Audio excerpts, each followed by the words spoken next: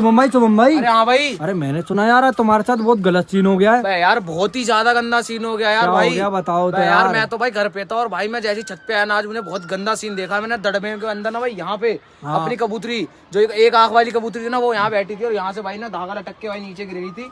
और भाई ये देखो मर गई यार। बताओ यार, इसकी वाली इसी की लगी है क्या? हाँ भाई, ये वाली आंख इसकी खराब थी ना, हाँ। और ये आंख ठीक थी। देख लो भाई, अपनी वो ये कबूतरी जो भाई उड़ती थी भाई बढ़िया, 4-4 5-5 घंटे बढ़िया उड़ लेती थी भाई। आज भाई ये कबूतरी मर गई, देख लो भाई यार। और इस कबूतरी के शांति विलेज की आत्मा के लिए तो एक लाइक, एक सब्सक्राइब जरूर कर देना बस भाई। भाई यार